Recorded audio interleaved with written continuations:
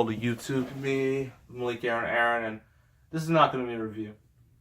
This is going to be a rant about one of the worst pieces of trash in cinematic history, a movie I despise with all my being. It's M. Night Shyamalan's The Last Airbender. If you don't know what this is, let me explain. See, back in 2005-ish, there was a really good Nickelodeon show called Avatar: The Last Airbender. It was the story of Aang, who was an airbender, right? He's frozen in a spear along with his sky bison Appa for about 100 years. They soon got out of the ice thanks to Sokka and Katara from the Water Tribe. And the way the world works, there are 4 tribes. Air nomads, there's airbending, earthbending, firebending, waterbending. So, water, earth, fire, air. 4 elements. Originally, they were at peace. They were together until the Fire Nation decided to wreck everybody up. And dominate everybody. So, now, the world's kind of shattered. So I'll take Aang, and his 2 friends, and Appa, who is never called Appa in the movie. It's by Prince Zuko, who is the Fire Lord's son, who has been kind of shamed because, he has, a big old... In the show, he has a massive scar on his eye. You can clearly see him. In the movie, it just looks like a really bad sunburn. So, yeah. It's a little backstory on it. So now I'm going to list every single last thing wrong with this piece of garbage. Ready? 3, 2, 1. Let's begin. First, they do a shot-for-shot recreation of the original shows, the way it works, where, you have, 4 people from each of the nations. They do their little bending. And, I don't know, I just thought it was at best. I mean, they were trying. They couldn't do a shot for shot, but they did try. But it still doesn't look great. I mean, the animation looks a lot better when we're fluid. Then, instead of showing like the show does, the movie decides to take a Star Wars-like crawl to tell us everything instead of show us everything. So this is definitely show, the opposite of show, don't tell. Complete opposite of that. And Katara does the narration, and it works in the show. But here, it's terrible. It really is terrible. Because you have to lead this long crawl of text. I'm just like, really? You didn't have that in the budget? This $150 million movie, you didn't have that in the budget? So then, next thing. So, in the show, the way we are introduced to Sokka and Katara is that Sokka is the comic relief. He makes he's the funny guy. He makes some really lame jokes most of the time, but they're fun. And Katara is the only waterbender in her tribe. She's from the, I believe is it the Northern Water Tribe or the Southern Water Tribe? I believe it's the Northern Water Tribe. So the only waterbender there, right? And then they explore it in the show, but in the movie, let's do compare contrast. The show, what it does is that they're both on a canoe, right? getting things, getting fish and whatnot. So, Katara uses her waterbending skills. She hasn't learned them quite yet. And she gets a fish from out of the water with waterbending. And then a funny moment, she tries to go to Sokka, but then she accidentally lets go, and then it just drops on Sokka. And it's funny. In the movie, I don't know, did Shyamalan even look at the show? I mean, I know he did. He said he did, but I don't believe it. Because when Katara drops it, it just is stupid. And Sokka looks like he barely got soaked. I'm like, wow. Way to sell that scene. You know, with these characters, we don't get any, explanation. Barely any explanation. They don't even have character. So they're characters without character, which means why should I care about them? Right? So anyway, they find Aang. Oh, I'm sorry. Ong. That's right. They messed up the names. Instead of Aang, they call him Ong.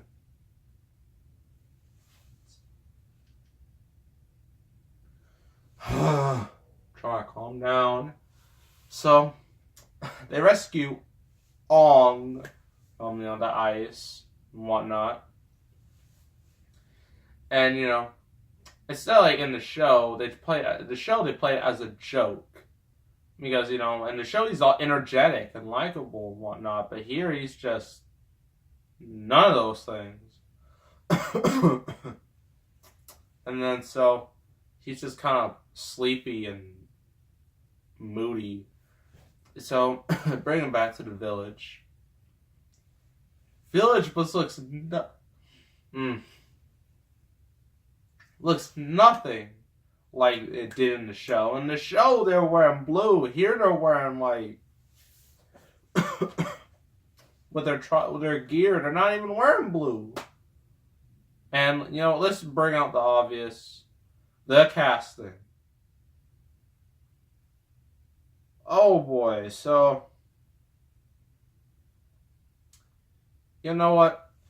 I'm going to pause the video real quick. That way I can show you what the characters are supposed to look like, okay? So I'm going to stop the video real quick, get it up, and then we'll get back to it, okay? Alright, everybody, I'm back. Found a good website. Again, this is my Kindle. So, this is on the left. This is what the characters, look like in the movie. On the right here, for all of them, this is what they look like in the show. So do you clearly see some differences? Because I do. Especially these two in the worst way possible. Here, it just... I don't know what Shyamalan was thinking. I don't know how he went through with this. Because it's like so... I mean, I've seen some really bad miscastings. Like Jesse Eisenberg's Lex Luthor. But this is just horrible. It's almost racist in a way. I mean, it's... Ugh. I mean, look at that. This is what Zuko looks like in the show. You can clearly see there's a scar there. Here, it looks like he just got bad sunburn, as I said. This, not only did they ruin his look, Sokka's look, but they ruined his personality. He doesn't crack like a single joke. He's boring. So is Katara. Katara, she's a strong character in the show. You care for her. Here, she is boring as tar. And Ong, he's boring too. The only decent one out of all these is Zuko. He's the only decent one. Everyone else is trash. So yeah, that's my little rant on that. Yes, we had to talk about it at some point. Alright, now back to the review. Anyway, just had to show you all that, because how could I not? So in the show, the way it works is that, the way they do it in the show is that, Aang and, is having a good time, with Katara and Sokka. They're having fun, sliding on penguins. None of that's in the movie. Go back to the village, and then Katara realizes, you're an airbender? And then Aang, he doesn't know that, his whole clan got wiped out. Yeet.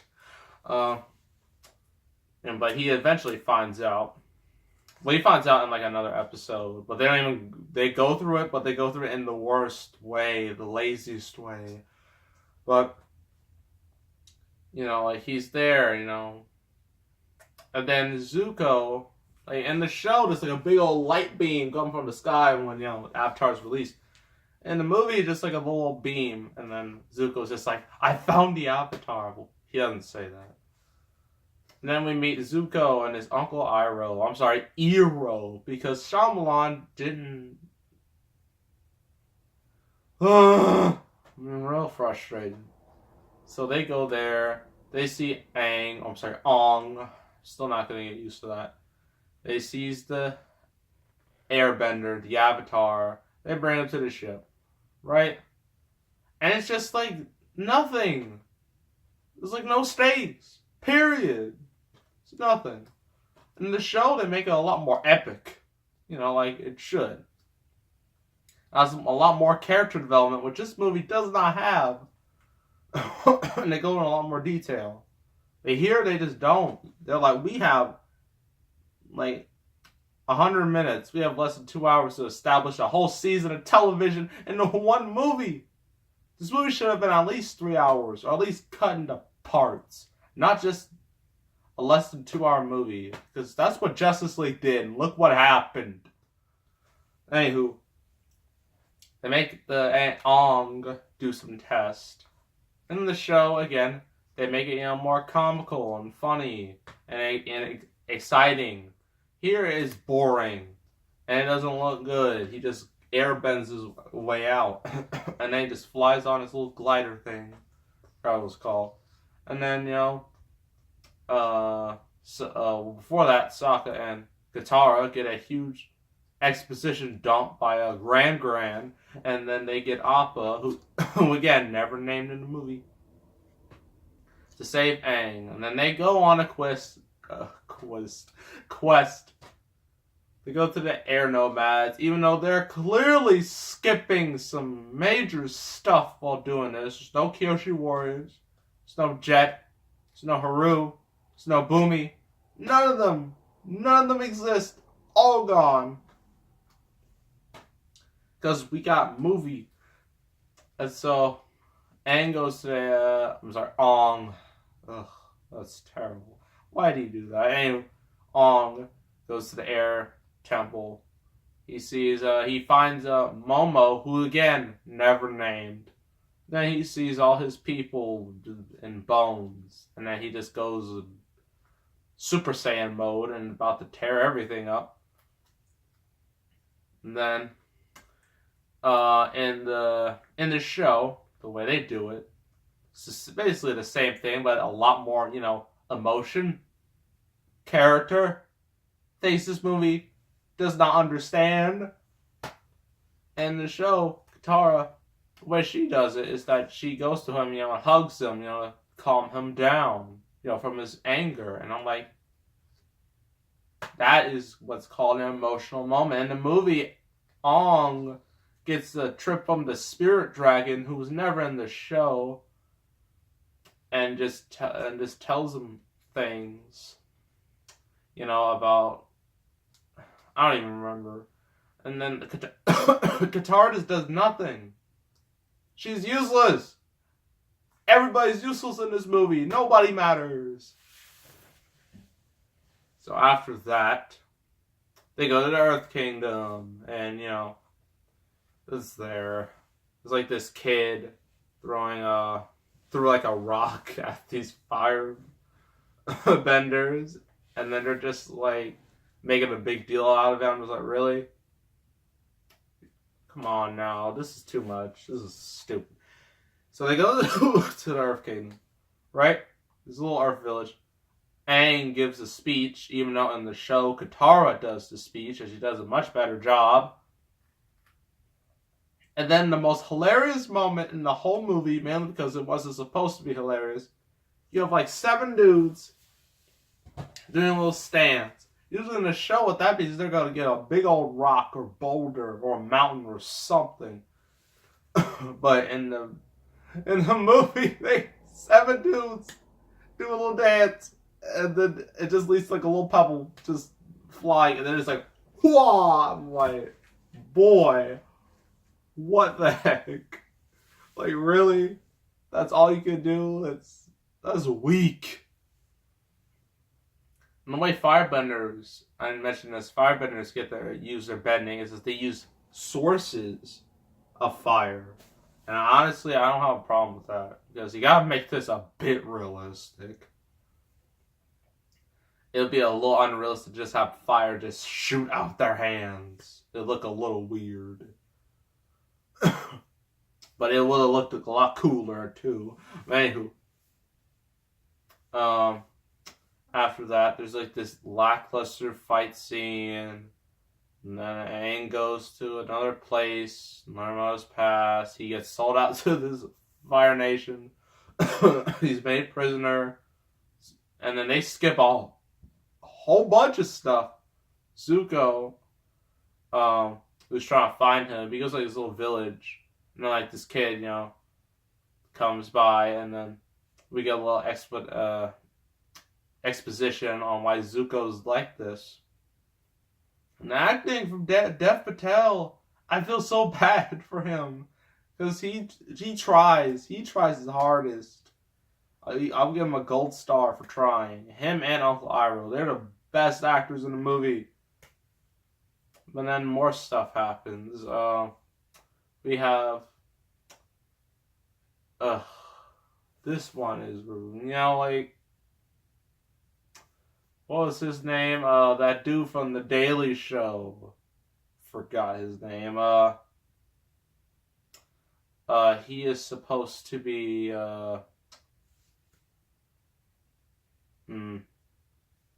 forgot his name. It was, Zuko, the guy that Zuko really did not like. I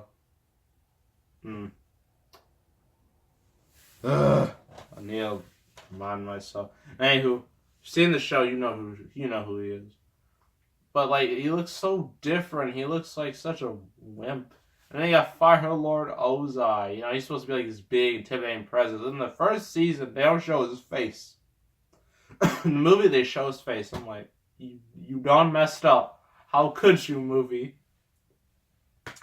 Then, after that, they go through a big old montage and skip everything.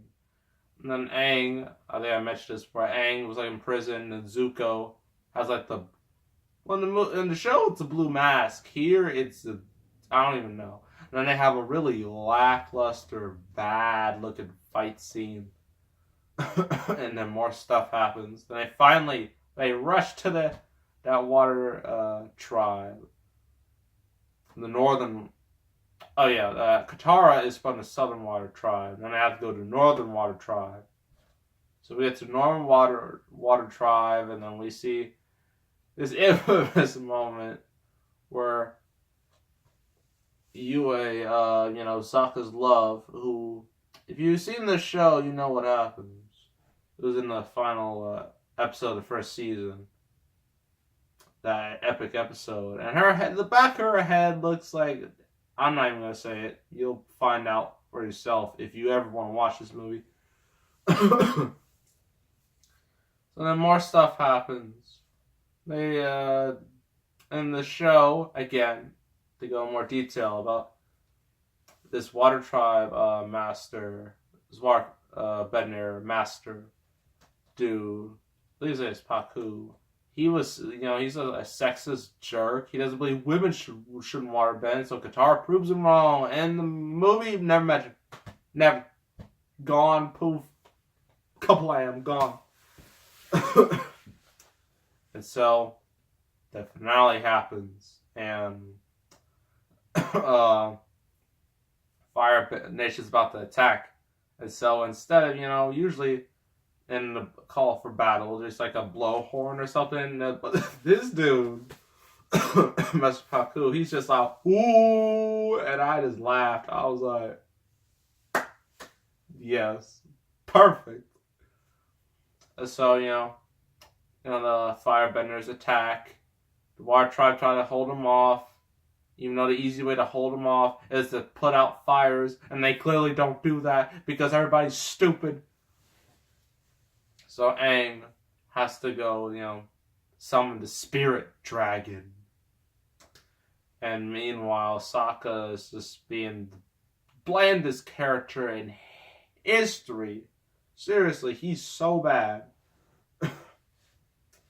Then after that, trying to remember. Yes, after that, Zuko comes in, to stop, Aang, will capture Aang. Katara, comes by, and then she does the weakest defense ever, and then she just gets, bam, just knocked down after like one hit. I'm like, wow. Real strong character. This movie just destroyed Katara and all the good things about her. Anywho, Zuko gets Aang. They have another stupidly fight scene and whatnot. And then, I believe Aang, he freezes Zuko. Well, of course, he lets him live because movie. And after that, more stuff happens. Aang finally goes into Super Saiyan mode. He just, instead of a water monster, he just gets a whole big tsunami. It's about to level everybody, and everyone just stops. Before that, Princess Yue, she's like, the show explains it a lot better. How she was supposed to live, and then they put there's two fish, kind of like yin yang type fish. One of those fish gets killed, and it causes the moon go to a blood moon. And so Yue has sacrificed herself, and I'm just like, I'm supposed to be invested, but I'm not, because we don't even know you. And then the moon turns blue again, and whatnot, and then Aang does his thing, everyone surrenders, and then movie ends. Like that. It ends.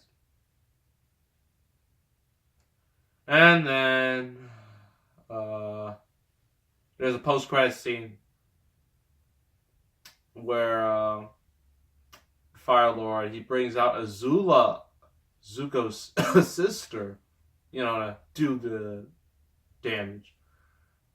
That was supposed to lead to a sequel, but guess what? It never happened because the movie was so bad, so poorly received, that making a sequel would be a horrible idea. This movie is this might be the first time I've ever done this on this channel. 0 out of 10. This movie is 0 out of 10. It destroyed the show. It didn't do anything right. CGI was bad. Acting was bad. Character, what's that? Emotion, what's that? Stakes, what are those? None of that is in here. None of it. They skipped so much stuff on the show. So many interesting characters gone. Poof. Never mentioned once. And it's just, I don't know what M. Night Shyamalan was thinking. I don't know why Paramount picked someone like him. Maybe if they picked someone I don't know. I'm trying to think. Who would be a better fit? Maybe Ang Lee or something like that. It probably would have been better. But no, they picked him. The dude who made The Happening. And that movie's infamous glory.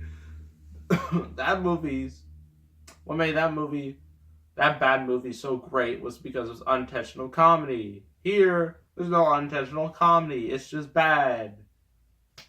So, 0 out of 10. If you watch this movie on TV, if it comes up on TV, turn off your TV immediately. It's that bad. Don't buy it.